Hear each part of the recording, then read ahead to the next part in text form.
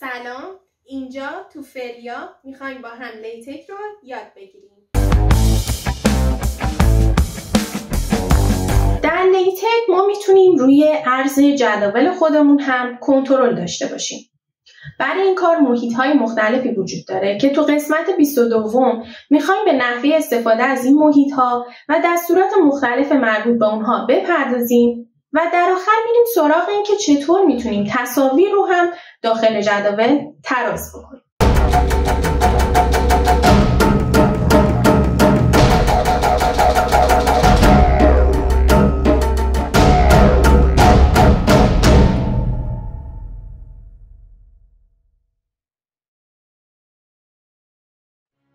بریم سراغ عرض و کشش جدول. ما میتونیم از محیطی تحت عنوان تبیولار منتها با ورژن ستاره‌دارش استفاده بکنیم. بیگین، تبیولار، ستاره، ویت، عرضی که مد نظرمون هستش و کالز که مشخصات ستون هاست، محتوای جدول و در نهایت اند. این محیط میاد چیکار میکنه؟ جدول ایجاد میکنه با ستون‌هایی با عرض طبیعی به اندازه‌ای که یعنی با محتوا مطابقت داشته باشه و سطرهایی با عرضی به اندازه عرض جدول. بعد از اون اگه بعد از این محیط ما بیایم از ادساین استفاده بکنیم، بعد اکسترا کال سپ، بعد داخل کشش بعدی دستور فیل کالز باشه، محتوای جدول و بعد هم اند. با این کار ما میتونیم جدول رو ایجاد بکنیم با قابلیت ایجاد فاصله مساوی بین ستون‌ها با استفاده از تول‌های لاستیکی، همون رابر لنسی که بهشون گفته میشه، یعنی فیکس نباشه، طول فیکس و ثابت نداشته باشه. محیط بعدی که میتونیم استفاده بکنیم تا عرض دلخواه رو داشته باشیم برای جدولمون محیط تبیولار X هستش.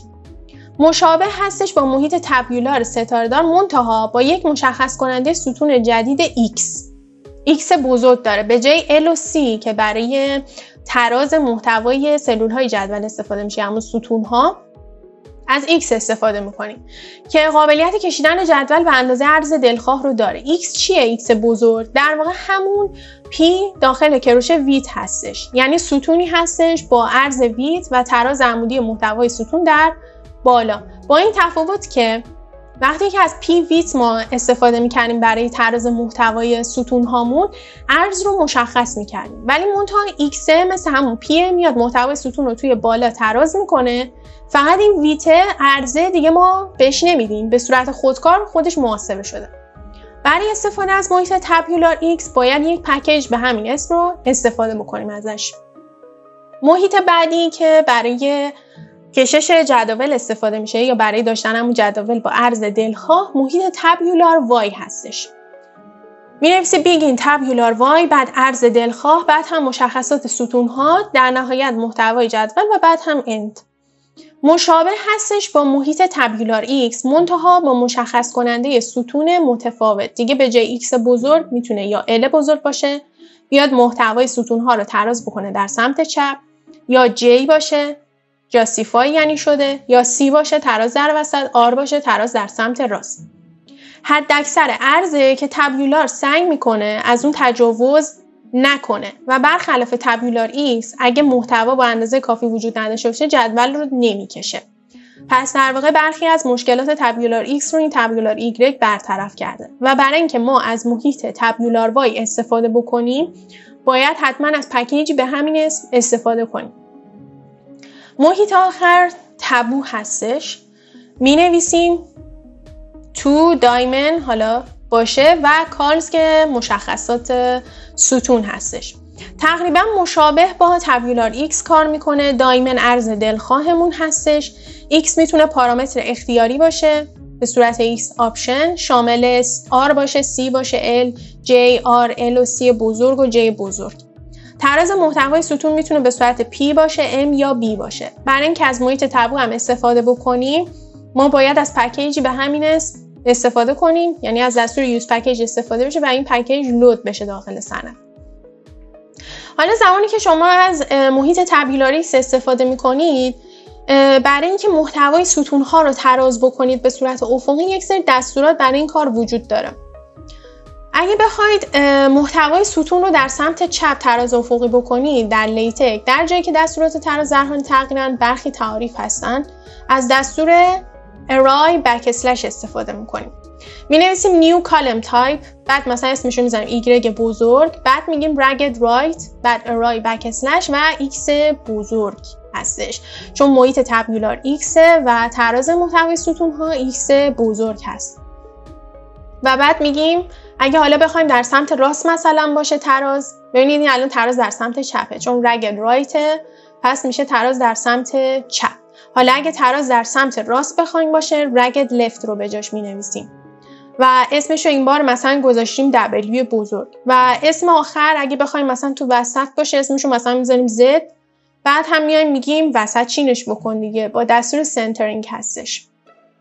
بعد هم backslash array backslash رو مینویسیم و x بزرگ که برای تراز هستش دیگه. حالا که زمانی هستش که محتوای جدول ما، یعنی محتوای سلول های جدول ما تصویر داره و ما میخوایم که این تصاویر به صورت عمودی وسط چین بشن، داخل جدول ما تراز بشن. برای این کار ما میتونیم از این دوتا دستور استفاده بکنیم. یکی دستور پر باکس هستش که داخل براکت میایم پوزیشن موقعیت رو تعیین میکنیم، بعد وید عرض دلخواه و در نهایت چون تصویر هستش برای درجش از دستور اینکلود گرافیکس استفاده میکنیم و اسم عکس رو وارد میکنیم اینجا و کروشر میبندیم. در واقع اومدیم تصویر رو داخل یه باکس قرار دادیم، چون میخوایم وسط چین باشه پوزیشنش رو مثلا سنتر در نظر که پس سی میشه و عرضش رو هم عرض باکس رو تعیین میکنیم با این ویتی که داخل کروشه هست. پس برای وسط چین کردن عمودی تصاویر توی جدول استفاده میشه، یا دستور ریز باکس استفاده میکنیم که بعد از اون ارتفاع وارد میشه. بعد هم در نهایت از دستور اینکلود گرافیکس استفاده میشه برای درج تصویر داخل سندمون. پس از هر کدوم از اینها میتونیم استفاده بکنیم، بسته به نیاز ما هستش که دقیقا میخوایم چیکار بکنیم و چطور تصاویر رو توی جدولمون تراز بکنیم.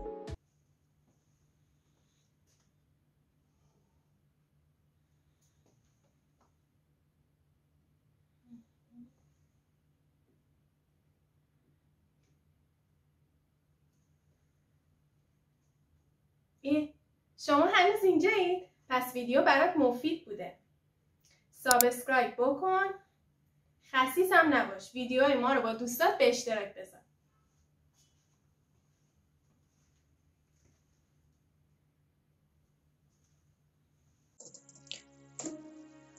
کلاس رو میذاریم آرتیکل، داکیومنت.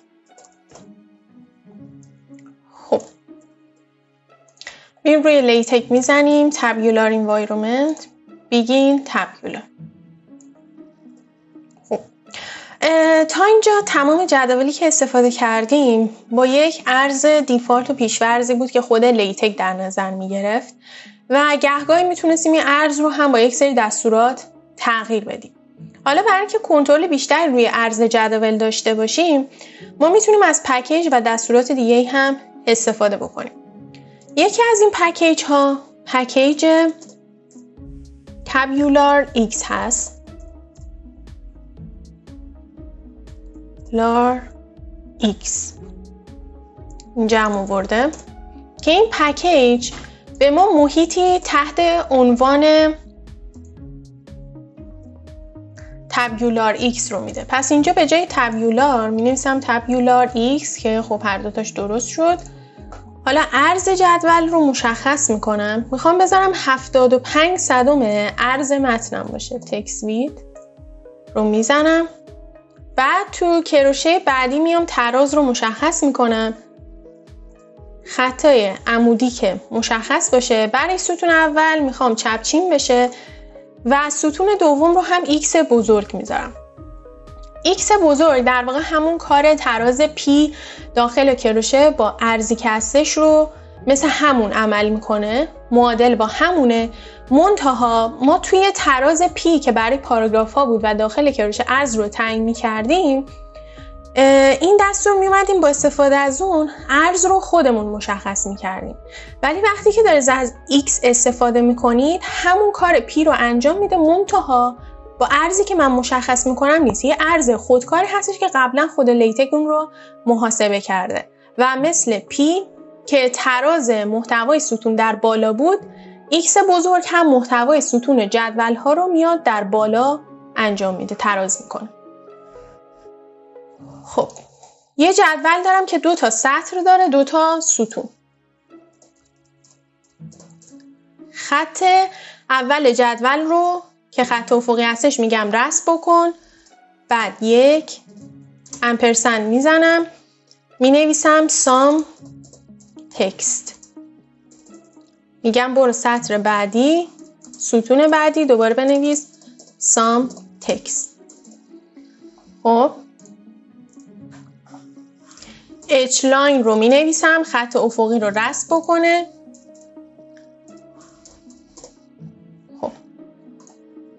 پس از پکیج استفاده کردیم، به جای تبیولار هم تبیولار X شد.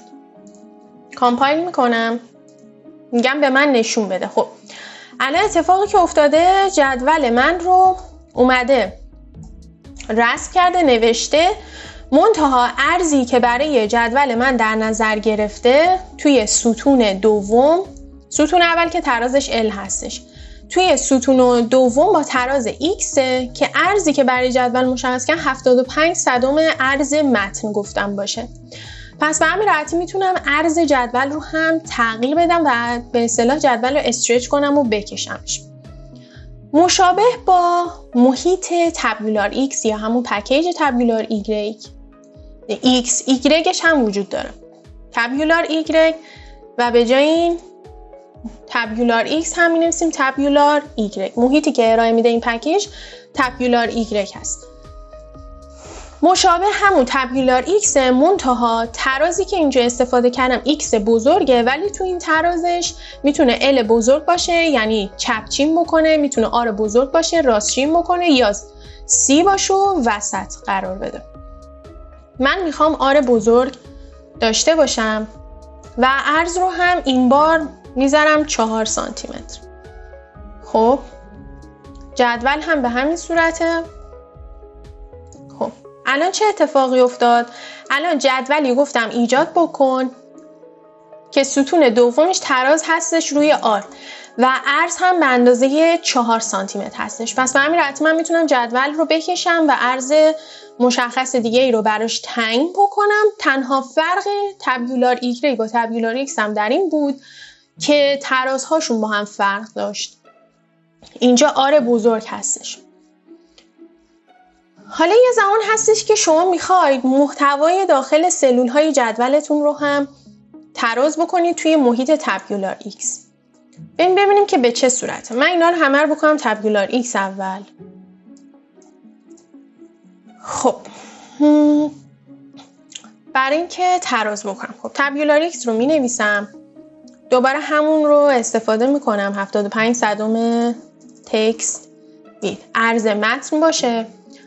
تراز رو هم بعدا مشخص میکنم چون میخوام بگم که چه اتفاقی براش میخوام بیفته. H لاین هستش، بعد یک می نویسم سام تکست. خب اینم که تبیولار X. اوکی، این تا اینجا.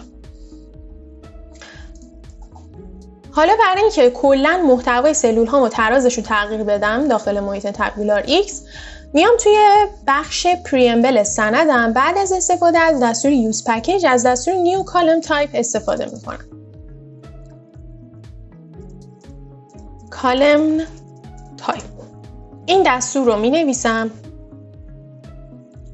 بعد اسمی که انتخاب میکنم برای این تراز W بزرگ هستش، مشخصش این باشه. کروشه رو باز میکنم، از این علامت استفاده میکنم.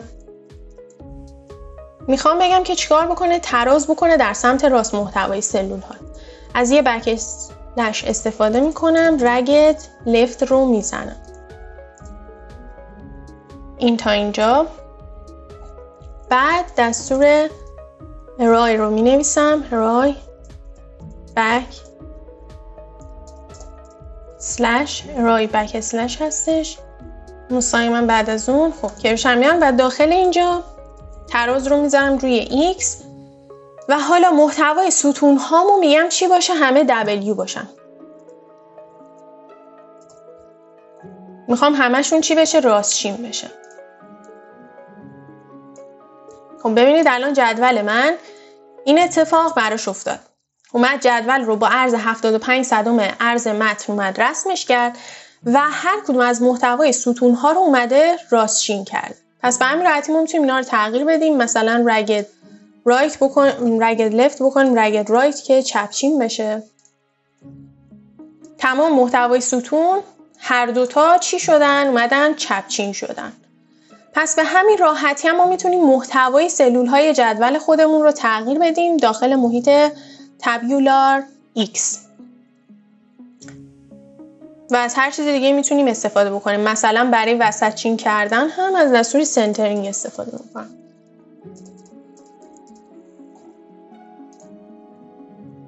الان محتوای سلول های جدول من داخل محیط تابیولار X همگی چی شدن؟ وسط چین شدن.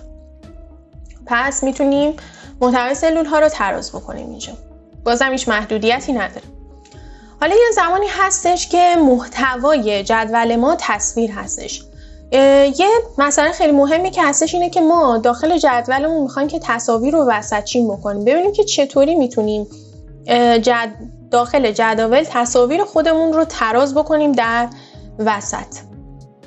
اول از همه من برای اینکه از عکس میخوام استفاده بکنم گرافیکس رو میزنم. میخوام باید از پکیج گرافیکس استفاده بکنم. این دستورات رو هم پاک بکنم. همون محیط تابیولار خالی باشه.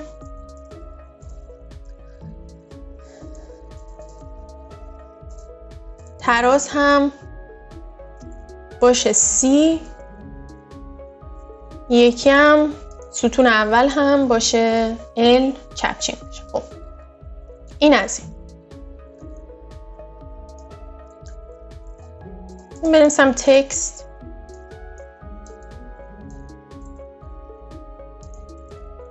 تکست باشه. خب برای اینکه من تصاویر رو وسطچین بکنم توی جدول خودم از دستوری تحت عنوان پرباکس بعد استفاده بکنم. پرباکس رو اول دستور رو می نویسیم، بعد توی براکت چون میخوایم وسطچین بکنیم موقعیت یا همون ترازش رو می نویسیم سنتر باشه C. تو کروشه بعدی عرض رو مثلا میذارم 1 EM. بعد از اون کروشه رو باز میکنم و داخل کروشه میخوام یه عکس رو برای من بیاره. خب میرم توی لیتک بخش input include files.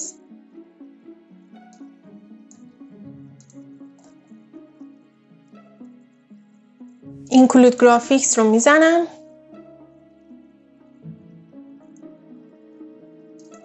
خب عکس مد نظر خودم رو داخل پوشا میارم. اوپن رو میزنم. اوکی. خب الان عکس من که قرار گرفت. خب این الان یه دونه کروشه که باز شد. خب یه کروشه دیگه هم بس. include graphics هم که زدم.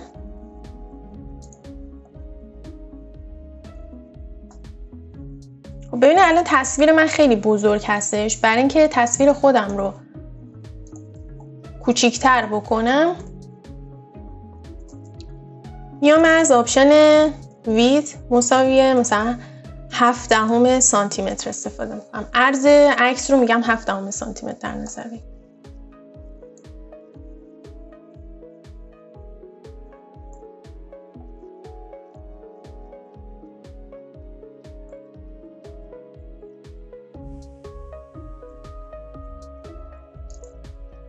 خب عرض رو ما اینجا نباید بنویسیم، بعد include graphics هستش.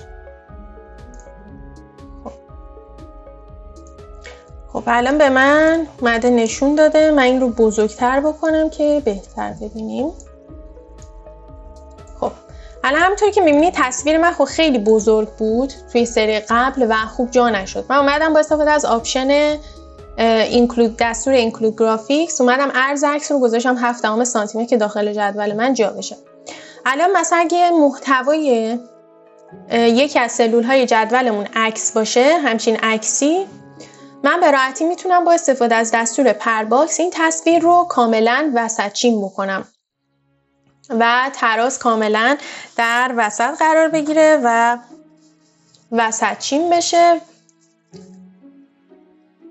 همونطور که میبینید. خب علاوه بر این دستور پرباکس ما از دستور دیگه تحت عنوان ریز باکس هم میتونیم استفاده بکنیم. می نویسم ریز باکس. خب حالا ببینیم تفاوتش با اون یکی به چه صورته. یک کروشه رو باید باز بکنیم، ارتفاع رو باید مشخص بکنم. میخوام بگم که نیم تا هایت باشه، ارتفاعی که در نظر میگیری کلن نصف اون ارتفاع باشه.